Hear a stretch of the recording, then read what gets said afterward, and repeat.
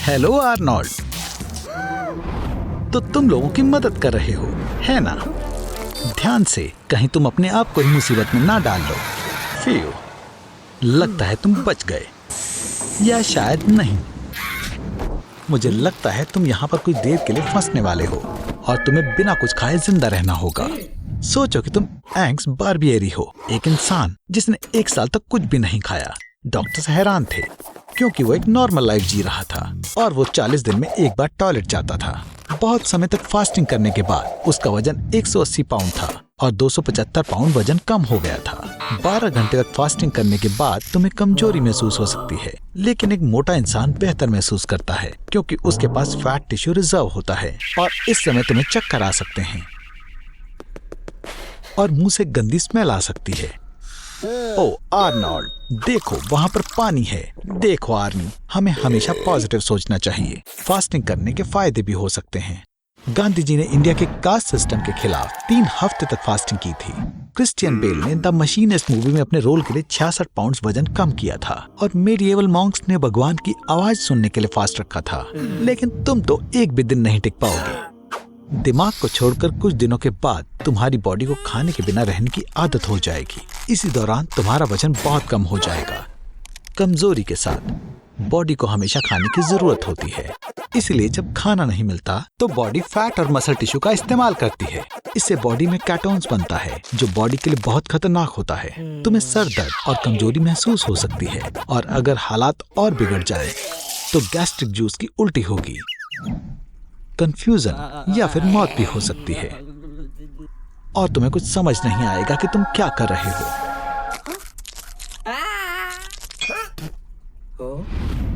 ओ Arnie, तुम्हारी मदद के लिए कोई आया है।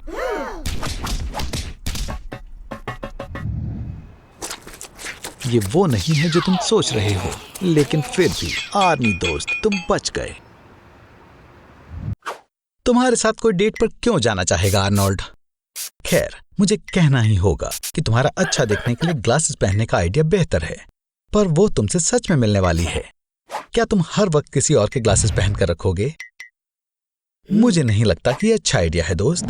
कम विजन वाले लोगों की आंखें एक मिस अलाइंड कैमरा जैसी होती हैं, जहां इमेज सेंसर को नहीं छू पाती।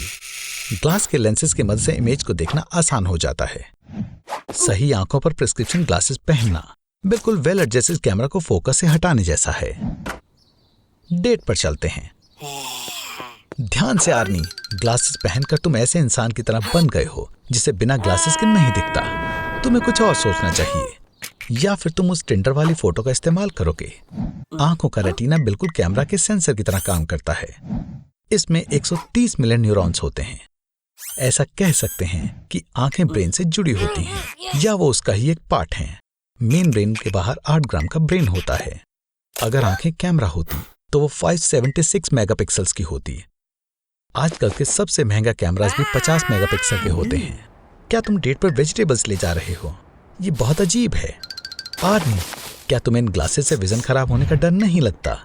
ये माना जाता है कि ठीक आंखों पर ग्लासेस पहनने से आंखों पर असर पड़ता है, जिससे पास और दूर की चीजें दिखना बंद हो सकती हैं। पर यह बस एक मिथ है।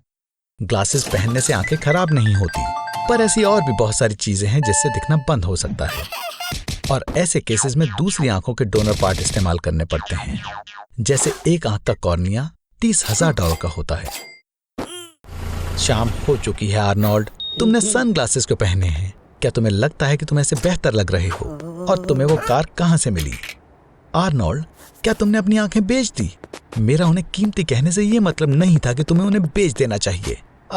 तुमने बस एक ही बेची है। फिर भी तुमने बहुत बड़ी गलती कर दी। 2 आंखों से स्टीरियोस्कोपिक विजन मिलती है, जिसका मतलब 3 डायमेंशनल होता है। मैंने तुम्हें कहा था आर्नोल्ड, अगर तुम सूरज को देख रहे हो तो आई बर्न के लिए तैयार हो जाओ। बेवकूफ इंसान। हमारी आईज एक रोड है जिस पर लाइट सेंसिटिव सेल्स ट्रेवल करती हैं। उन्हें सन पसंद है, लेकिन दूर से। अगर तुम सन को देखते हो तो तुम उन्हें सीधा जलने के लिए भेज रहे हो, और अल्ट्रावायलेट रेज आईज के प्रोटीन्स को खराब कर देती है और धीरे धीरे दिखना बंद हो जाएगा। संभल कर आर्नी। अरे नहीं, तुम गीले कंक्रीट में फंस गए हो और तुम इससे बाहर नहीं निकल सकते। तो तुम्हें सीधे सन की तरफ देखना होगा। तुम जितनी देर तक सन को देखोगे उतनी ज्यादा अल्ट्रावायलेट रेज तुम्हारी आइज के अंदर जाएंगी। पहले वो तुम्हारी आउटर लेयर को जलाएंगी, कॉर्निया, फिर वो तुम्हारी आइज के लेंस के प्रोटीन्स को जलाएंगी और फिर वो रेटिना की लाइट सेंसिटिव सेल तक पहुंचेंगी। तो अब तुम नहीं रोओगे, है ना आर्नी? ऐसा इसलिए क्योंकि अब तुम्हारी आइज में और टीयर्स नहीं बचे हैं। वो क्या है? क्या ये क्लाउड है? लेकिन आज फुटबॉल डे है और अथॉरिटीज आर्टिफिशियली बादलों को हटा रही हैं। लेकिन ये इतना बुरा नहीं है। ये तुम्हें अपनी आइज में मैस्टिक नहीं लगानी चाहिए थी दोस्त। क्या तुमने नहीं सोचा कि तुम दोबारा सन को देखोगे? आर्नोल्ड, तुम ब्लाइंड हो गए हो। सन की वजह से हुई ब्लाइंडनेस बीच में भी हो सकती है और साइड्स में भी। कुछ खास केसेस में नाइट ब्लाइंडनेस भी हो सकती है। इसमें एक इंसान को खराब रोशनी में कुछ दिखाई नहीं देता। चलो तुम्हारी नजरें चेक करते हैं। लाइक बटन को ढूंढो और उसे दबाओ। इस तरह हमें पता चलेगा कि तुम्हारी आइज ठीक है। उठो आर्नी, मैंने तुमसे कहा था बर्टू की जासूसी करना ठीक नहीं है और ये रहा उसका नतीजा। रुको, क्या तुम कोमा में चले गए हो? तुम्हें देखकर लग रहा है कि तुम मर चुके हो, पर तुम अंदर से जिंदा हो। कोमा में आपको बाहर की बातों का पता नहीं चल पाता है। इसकी वजह से आप सबसे अच्छे के-पॉप फैन बन सकते हो और आप एक ही गाने को सालों तक सुन सकते हो। लोग कोमा में कुछ दिन के लिए भी रह सकते हैं और बहुत सारे सालों के लिए भी। एडवर्ड ओबारा 16 साल की उम्र में कोमा में गई थी और इस तरह से उसने 42 साल बिता दिए थे। पेशेंट के हिसाब से उनको कोमा के वक्त किसी अजीब तरह का एहसास होता है। वो लंबे और खाली कॉरिडोर्स, मेजेस में चलते रहते हैं और उनके साथ बहुत सी अजीब चीजें होती रहती हैं। कोमा की डिग्री को ग्लासगो कोमा स्केल से नापा जाता है, जिसमें 15 पॉइंट पर आप पूरी तरह ठीक हो जाते हो और 3 पॉइंट पर आपका ब्रेन डेड हो जाता है। आर्नोल्ड, वो मशीन बंद करने वाले हैं। उठ जाओ, मैं तुमसे वादा करता हूँ तुम्हारे ऊपर कोई एक्सपेरिमेंट नहीं होने वाले हैं। टनल के अंत में लाइट जरूर मिलेगी। चलो आर्नी, तुम ये कर सकते हो। हे भगवान, क्या तुम जिंदा हो? नहीं, तुम दोबारा जिंदा हो गए हो। लगता है तुमने जो एलिक्सर पिया था वो काम कर गया। अब तुम हमेशा के लिए अमर हो। मुबारक हो आर्नोल्ड, अब तुम पृथ्वी पर सबसे ज्यादा जीने वाले जीव बनोगे। तुम्हारी बॉडी अपने आप बन रही है और सेल्यूलर सेंसेस तुम्हारे लिए सिर्फ एक मजाक है। खैर, अब तुम अमर होने का फायदा कैसे उठाओगे? समझ गया, तुम रेड लाइट पर रोड क्रॉस करोगे, लड़कियों को परेशान करोगे, तुम कैनी मैककॉमिक लुक अलाइक कॉन्टेस्ट भी जीतोगे। ये बकवास है। तुम्हारे पास जीने के लिए अनगिनत साल हैं और तुम इस पर बर्बाद करोगे।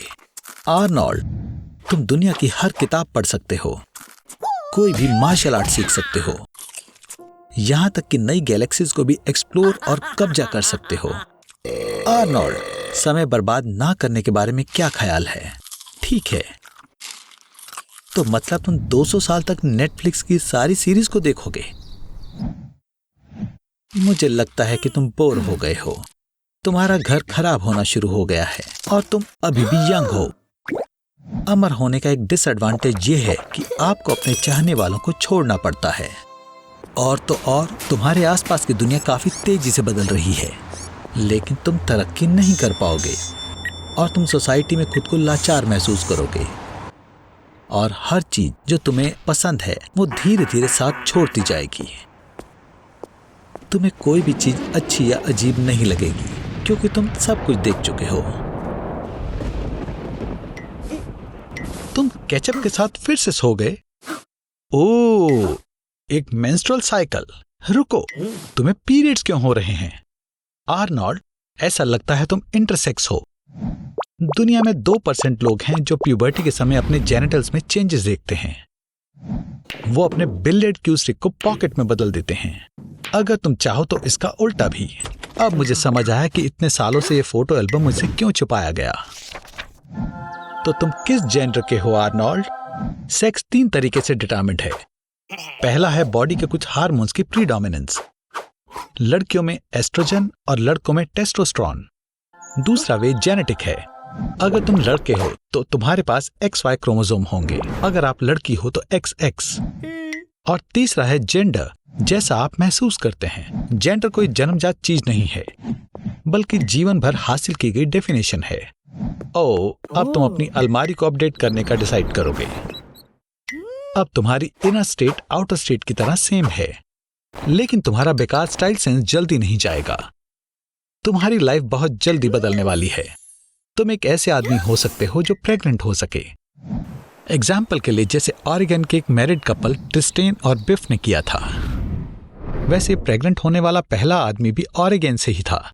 ऑरेगन, हेलो, तुम्हारे साथ क्या हो रहा है? वाओ, सूजी तुम पर ध्यान दे रही है। आर्नोल्ड, तुम बहुत लकी हो, लेकिन ये ना भूलो कि तुम पहले से एक लड़की की तरह दिखते हो और फिर भी तुम एक टिपिकल लड़के की तरह पेश आते हो। बढ़िया, तुम्हारा सपना हूं तुमने अपने लिए असली ट्रॉपिकल पैराडाइज बनाने का फैसला किया है। तुम्हें नहीं लगता लिविंग रूम में पाम ट्री लाना कुछ ज्यादा हो गया है? ठीक है, ये रहा थोड़ा और फूड, ड्रिंक्स और नए दोस्त, रबर डकीज। मजे करो आर्नोल्ड। कुछ फायदेमंद बुलबुलों के बारे में क्या ख्याल है? हाइड्रो मसाज फिजिकल एक्सरसाइज की तरह काम कर सकती है, जैसे कि स्क्वाट्स, पुलअप्स और पुशअप्स। जब वाइब्रेशन होती है तो मसल फाइबर सिकुड़ते हैं, जिसकी वजह से उनका साइज बड़ा हो जाता है और 30 दिनों में वो अपनी मैक्सिमम ताकत और एंड्योरेंस तक पहुंच जाती है।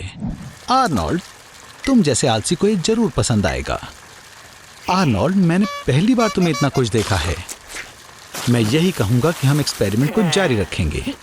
मैं तुम्हें 30 दिनों के लिए बाथरूम में बंद कर दूंगा, लेकिन एक शर्त पर। मैं पानी बंद कर रहा हूँ और मैं तुम्हें सिर्फ उतने ही खाने के साथ छोड़ रहा हूँ जितना अभी तुम्हारे पास है। हाँ, मुझे उम्मीद है तुमने अभी तक ज्यादा कुछ नहीं खाया होगा। अगर तुम 30 दिनों तक बाथरूम से बाहर नहीं आते तो बैक्टीरियल स्किन इन्फेक्शन और छिले हुए नेल्स के अलावा तुम्हारे पास 2 ऑप्शंस होंगे, या फिर डिहाइड्रेशन और 1.3 गैलन पानी की कमी, या फिर हाइपरहाइड्रेशन, जब तुम्हारी बॉडी में जरूरत से ज्यादा पानी भर जाता है और जिसकी वजह से ब्रेन में सूजन हो जाती है।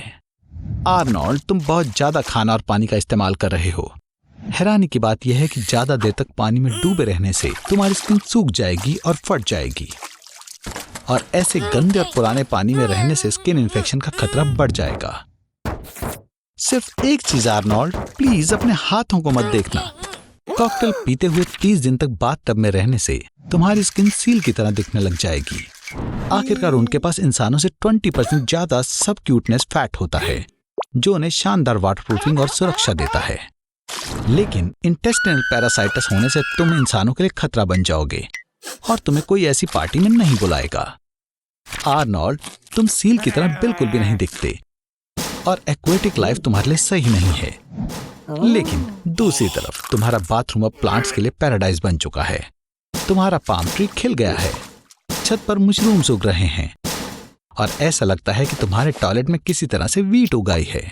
तुम्हारे पास खाने और पीने के लिए कुछ भी नहीं है। नहीं, प्लीज आर्नोल्ड, अब मुझे ये मत बोलना कि तुम वो पानी पीने का सोच रहे हो। ये पूरी तरह गंदगी, माइक्रोब्स और तुम्हारे बालों से भरा हुआ है। फिर मत कहना कि मैंने तुम्हें बताया नहीं आर्नोल्ड।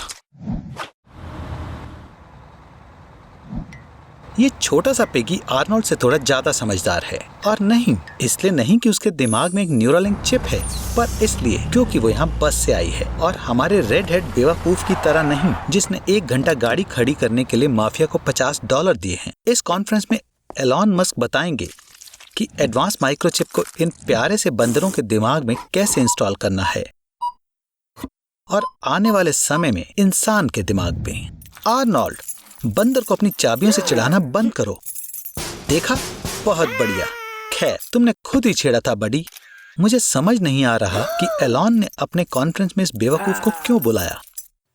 साइंटिफिक नजरिए से न्यूरालिंक एक बहुत ही सिंपल सा डिवाइस है।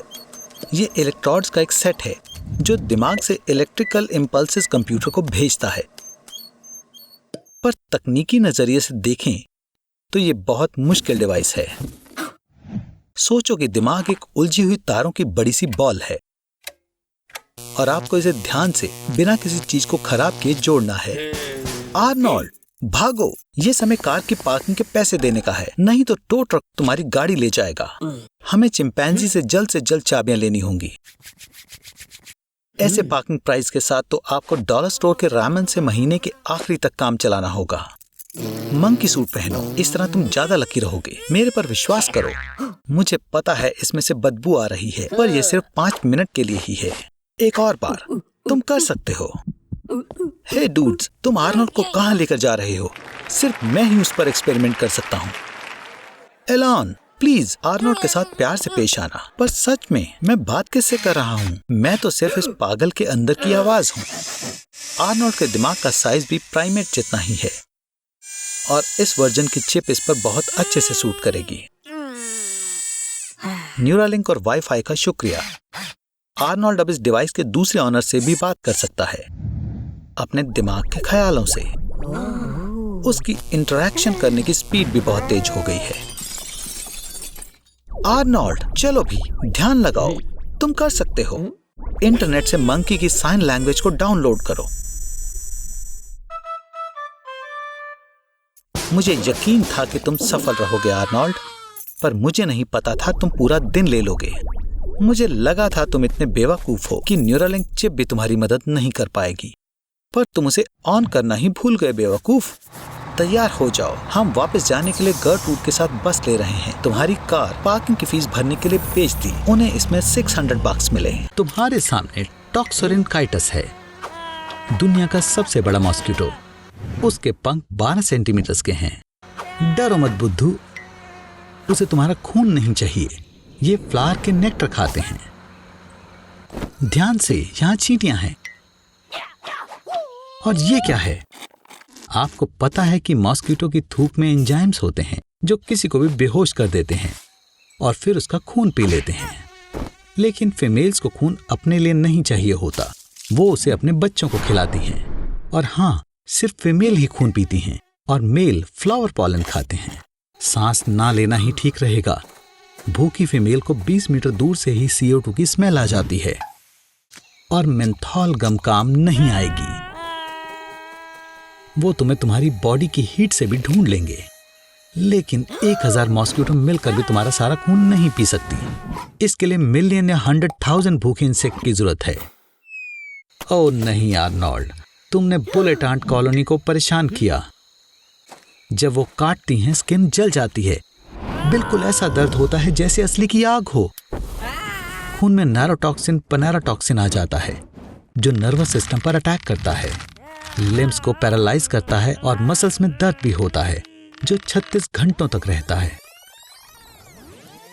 1000 आंट्स के काटने के बाद आपके अंदर इतना सारा नैरोटॉक्सिन आ जाएगा कि आपको कमजोरी महसूस होगी और सांस लेने में परेशानी होगी, लेकिन आप जिंदा रह पाओगे। साउथ अमेरिका के ट्राइब्स में इस तरीके से एक लड़का एक आदमी बन गया था। अब तुम असली मर्द हो आर्नोल्ड। तुम्हें वीडियो पर लाइक और चैनल पर सब्सक्राइब मिलना चाहिए। ओह, मैं तो भूल ही गया था कि मॉस्किटो बीमार जानवरों की बीमारियां फैलाते हैं।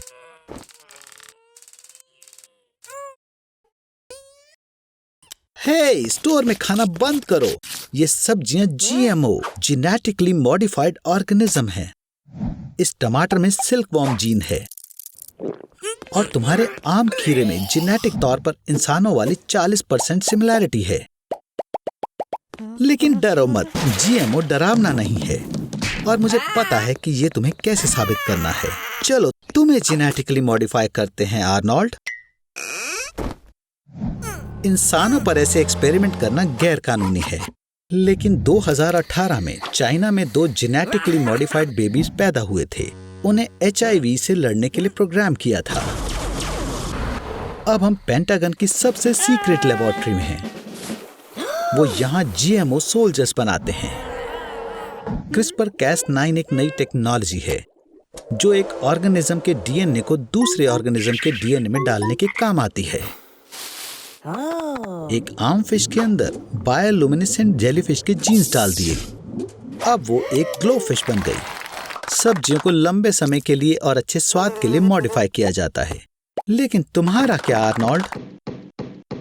क्या तुम लंबे होना चाहते हो? हम माइकल जॉर्डन के जीन का इस्तेमाल कर सकते हैं और हम तुम्हारे पसीने वाले जीन को हटा देंगे ताकि तुमसे इतनी बदबू ना आए।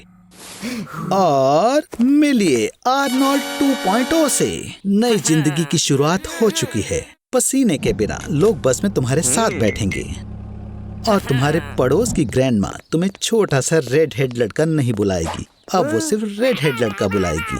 हाँ, जेनेटिक इंजीनियरिंग अभी इतनी परफेक्ट नहीं है, लेकिन ये फ्यूचर जरूर है। डिजाइनर जीएमओ बेबीज जल्द ही आने वाले हैं और क्रिमिनल्स के सारे खतरनाक जीन्स को हटा पाना मुमकिन होगा।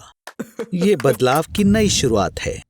Sweet dreams Arnold 2.0। हे, ये क्या हो रहा है? आर्नोल्ड, क्या तुमने लैब से सारे सिरिंजेस चुरा लिए हैं?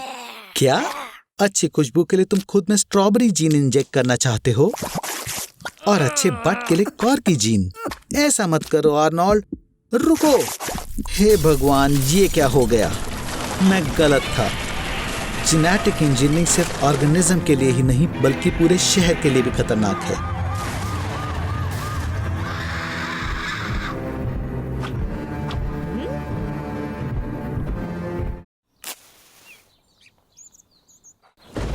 हे आर्मी, अब तुम एक कार्निवोर की तरह सिर्फ कच्चा मांस खाओगे। क्या तुम्हें महसूस हो रहा है कि तुम्हारे अंदर गुस्से का लेवल कितनी जल्दी बढ़ रहा है? जाहिर है तुम्हें इसे चबाने में थोड़ी परेशानी हो रही होगी, क्योंकि इंसानों के दांत कच्चा मांस खाने के लिए नहीं बने हैं। अच्छा होगा तुम इन्हें छोटे टुकड़ों में काट लो, जैसे पहले मंगोल्स किया करते थे। और तो और कच्चे मांस से बनी सबसे फेमस डिश स्टीक टार्टार का नाम उन्हीं के नाम पर रखा गया है। सीरियल्स, वेजिटेबल्स और फ्रूट्स के बिना ग्लूकोज का फ्लो रुक जाता है, जो हमारी बॉडी के लिए फ्यूल का काम करता है। तुम्हारा लिवर बॉडी को ताकत देने के लिए तुम्हारे फैट का इस्तेमाल करने लगेगा और हर हफ्ते तुम्हारा वजन 5 किलो कम होने लगेगा और तुम्हारी मसल सूखने लगेंगी। इसलिए हॉलीवुड सेलिब्रिटीज और सुपर मॉडल्स में मीट डाइट बहुत पॉपुलर है। तुम्हारे ब्लड का कोलेस्ट्रॉल लेवल बढ़ने लगेगा और खैर मान लो तुम्हें हार्ट डिसीज का खतरा बढ़ जाएगा। तुम्हारे इंटेस्टाइन में अमीनो एसिड बढ़ जाएगा, वो तुम्हारी स्किन के बैक्टीरिया से मिल जाएगा और इस वजह से तुम्हारे शरीर से बहुत गंदी बदबू आने लगेगी। कच्चे मांस में बहुत खतरनाक माइक्रो ऑर्गेनिज्म होते हैं, जैसे इकोलाई, सल्मोनेला और लिस्टेरिया, और इस वजह से तुम्हें डायरिया, उल्टी और पेट में भारीपन महसूस हो सकता है। पर जब आपकी बॉडी को ऐसे खाने की आदत हो जाए तो आपको ताकत और कमाल की शक्ति फील होती है। इसका कारण है टेस्टोस्टेरोन और विटामिन डी की बढ़ोतरी। यहाँ तक कि ब्रूस ली भी अपनी फाइट से पहले तैयार होने के लिए एक बड़े ग्लास में फ्रेश मीट स्मूदी पीता था। हमारे पूर्वज कच्चा मांस खाया करते थे, पर उनकी जिंदगी तब बदल गई जब उन्हें खाना पकाने के लिए आग को इस्तेमाल करना आ गया। इसकी वजह से खाना पचाने में 2/3 समय लगता था, इसलिए एनर्जी पेट में जाने के बजाय दिमाग में चली गई और इससे उनका विकास हुआ। इंसानों की सोचने की शक्ति बढ़ गई और उन्होंने अलग अलग भाषा का निर्माण किया। तो इसी वजह से आधुनिक युग की शुरुआत हुई। तो खाओ मेरे प्यारे आर्नोल्ड, खाओ। तुमने सोचा है कि तुम सिर्फ स्पाइसी फूड ही खाओगे, अपने पसंदीदा सुपर हीरो की तरह, ब्लेजिंग सर्फर। उसके लिए तुम बहुत अच्छा काम कर रहे हो। बहुत ज्यादा spicy peppers, mega spicy wasabi chips, KFC wings. ओ आर्नोल्ड, काश तुम ध्यान रखते। कैप्सेसिन हर प्रोडक्ट की स्पाइसीनेस के लिए जिम्मेदार है। ये टेस्ट रिसेप्टर्स को अफेक्ट करते हैं, जिससे बर्निंग सेंसेशन होती है। ये एड्रेनालाइन को बिगाड़ता है, हार्ट बीट को बढ़ाता है और बॉडी टेम्परेचर को बढ़ाता है। स्पाइसी फूड भूख को जल्दी शांत करता है और एनर्जी एक्सपेंडिचर को बढ़ाता है, जिससे वजन कम होता है। लेकिन बहुत ज्यादा स्पाइसी फूड खाने से गैस्ट्राइटिस हो सकती है, जिसे इंडाइजेशन कहते हैं, जिसे लगातार खाने से स्पाइसीनेस की सेंसेशन कम हो जाती है। आर्नी, ये तुम्हारा मौका है। चिली ईटिंग कॉन्टेस्ट हो रहा है और ब्लेजिंग सर्फर भी वहां होगा। तो आर्नी, तुम्हारे कॉम्पिटिटर्स हैं मैक्सिकन और खुद डेविल भी, और तुम आर्नोल्ड दुनिया की सबसे स्पाइसी चिली कैरोलिना रैपर खाने वाले हो। भगवान तुम पर दया करे। स्पाइसी फूड से स्टमक डिसीज नहीं होती हैं। इसकी वजह नुकसानदेह बैक्टीरिया होते हैं जो बॉडी में रॉ फूड के साथ चले जाते हैं। अगर इलनेस ठीक नहीं हो रही तो स्पाइसी फूड बैक्टीरिया को फैलने से रोक भी सकता है। लेकिन याद रहे, स्पाइसी फूड खाने से जलन होगी तो उसे खाना बंद कर दें। मुस्कुराते रहो आर्नोल्ड। खैर, स्पाइसी फूड हैप्पी हार्मोन्स को बढ़ाने में मदद करता है। पेपर के कांटेक्ट में आने के बाद किसी भी हाल में अपनी आंखों को मत छूना, इससे तुम्हारी म्यूकस मेम्ब्रेन में जलन हो सकती है। और इसे पानी से धोने की गलती बिल्कुल मत करना। क्योंकि इससे बर्निंग सेंसेशन और बढ़ जाती है। मिल्क इसमें मदद करेगा। सिट्रिक एसिड जो मिल्क, लेमन और ऑरेंज में होता है वो कैसेनिन को निकालता है और उससे आराम मिलेगा। चलो भी आर्नोल्ड, तुम कर सकते हो। तुम्हारा आइडियल तुम्हें देख रहा है। बस इतना ही।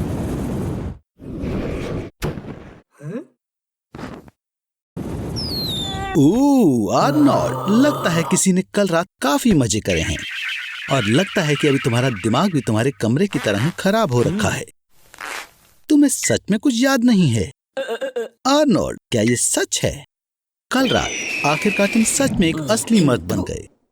मुबारक हो आर्नोल्ड, ये तुम्हारा पहला अल्कोहल इंटॉक्सिकेशन है और ये तुम्हारी नई दोस्ती के पहले बुरे परिणाम हैं। आर्नोल्ड, तुम्हारे नए दोस्त के साथ मुलाकात करना चाहोगे? खैर, मैं समझ गया। बिल्कुल, अगर तुम्हें करना है तो कोई नहीं रोक सकता। ओह आर्नोल्ड, क्या तुम इस इवेंट को सच में पूरी जिंदगी याद रखना चाहते हो?